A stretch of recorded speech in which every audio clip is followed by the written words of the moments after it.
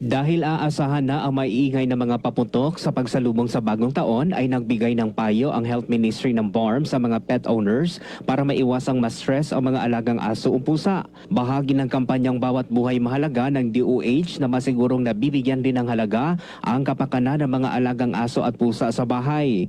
Ang maiingay na mga paputok ay posibleng magdulot ng anxiety at discomfort sa mga aso at pusa. Ilan sa mga payo ng MOH ay dapat ilagay sa isang secure environment ang mga alaga at huwag hayaang magsitakbuhan ang mga ito dahil sa takot.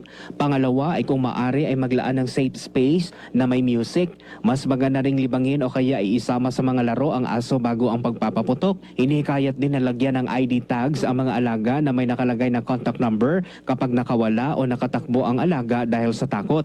Paalala pa ng MOH, mas mabuting maging kalmado para hindi rin ito makadagdag sa stress o discomfort ng mga alaga.